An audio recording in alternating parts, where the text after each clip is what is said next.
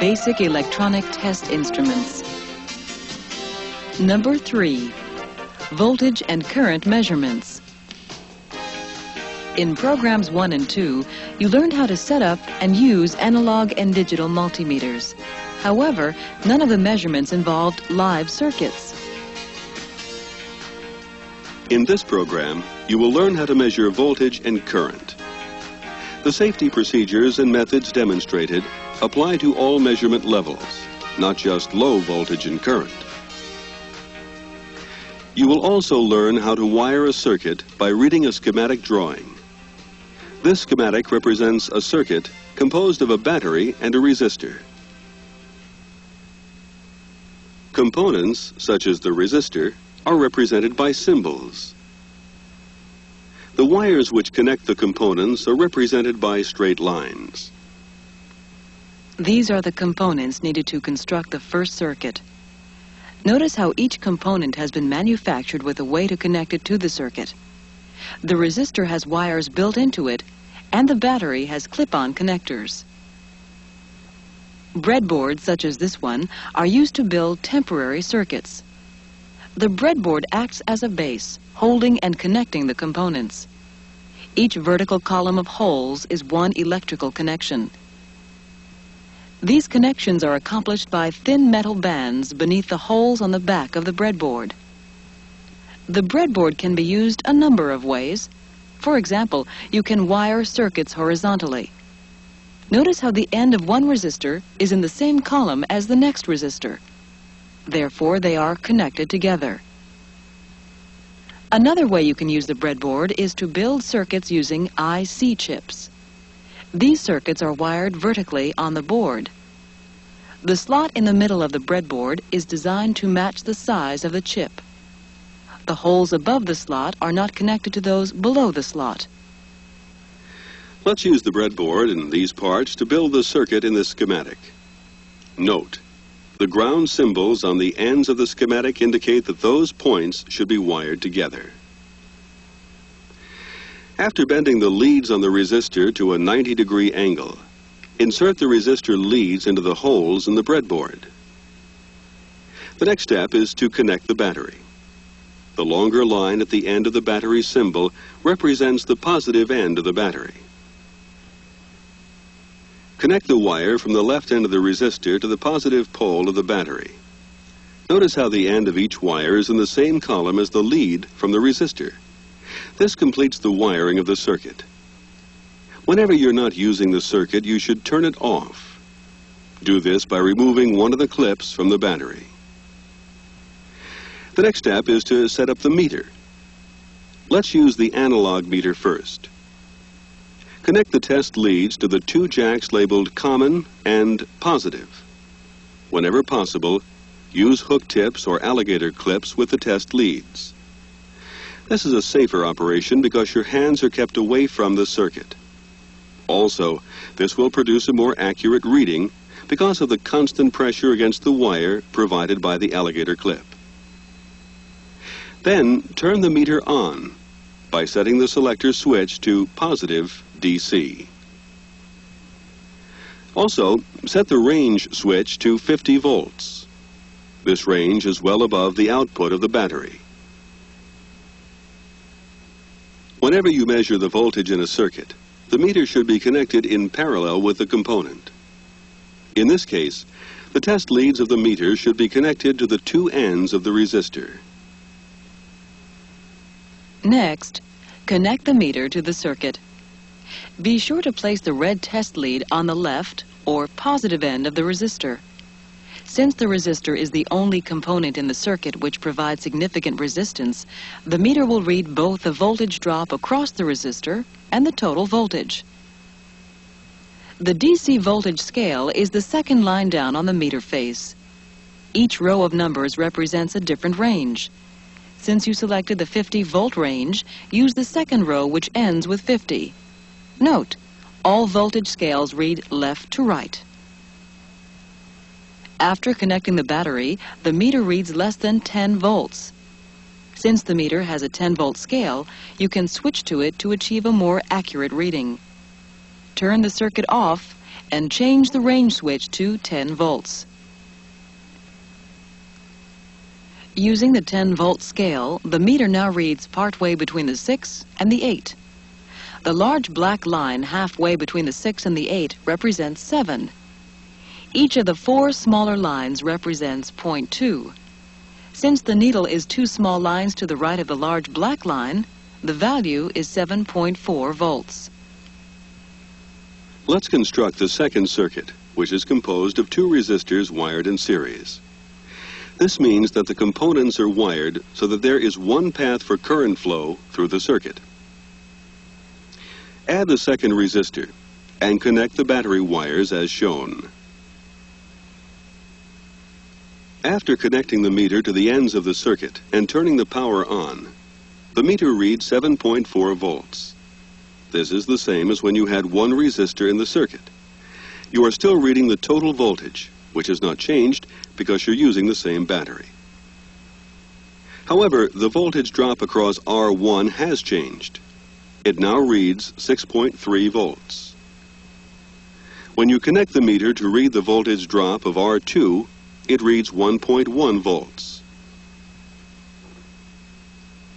The voltage drop across R1, represented by the letter E, plus the voltage drop across R2 equals the total voltage. In other words, E of R1 plus E of R2 equals E total. Therefore, in series circuits, the sum of the voltage drops of the individual components equals the source voltage. This is the schematic for a parallel circuit. Notice how the ends of the 2 resistors are connected together. Move R2 so that it is parallel to R1, matching the schematic drawing. Whenever you change the circuit, make sure that the power is off. Next, connect the meter across R2. This is the same connection for reading the voltage drop across R1. This is confirmed by the meter, which reads 7.4 volts. Therefore, in a parallel circuit, the voltage drop across each parallel branch is the same, even if the resistance in the branches is different. The value that changes in a parallel circuit is the current. Let's start by measuring the total current in the circuit. To do this, you need to connect the meter in series with the battery. After disconnecting the alligator clip from the battery, remove the wire at the right end of the circuit and connect it to the black test lead. Next, connect the red test lead where the wire was connected to the resistor. To set up the meter, turn the range switch to 500 milliamps, abbreviated MA. After turning the circuit on, select the range which gives the largest deflection of the meter without exceeding the scale. In this case, the range is 10 milliamps, and the meter reads 8.2 milliamps, using the same scale as for DC voltage. To measure the current flow in the top branch, remove the meter from the circuit and replace the battery wire. Then lift out the right lead of R1 and connect it to the red test lead. The black test lead should be connected to R2 and the battery wire. After turning the power on, the meter reads approximately 7 milliamps. This is the current flowing through the upper branch of the circuit. Next, connect the meter in the same way to R2 to measure the current flow in the lower branch. After turning the power on, the meter reads 1.2 milliamps. As with voltage in a series circuit, the sum of the current flowing through each branch in a parallel circuit equals the total current flow. In other words, I of R1 plus I of R2 equals I total. Therefore, parallel circuits divide the current while series circuits divide the voltage. The next schematic is a parallel series circuit. Add the third resistor as shown. Let's use the digital meter to measure the voltage drops in this circuit. Set it to volts DC, represented by a capital V and 2 parallel lines. First, Measure the total voltage by connecting the meter to both ends of the circuit. The meter indicates that the total voltage is 7.64 volts DC. Second, measure the voltage drop in the parallel branch. Be sure to connect the meter polarity correctly. The voltage drop in the two branches measures 2.145 volts DC. Then measure the voltage drop in R3 by connecting the test leads as shown.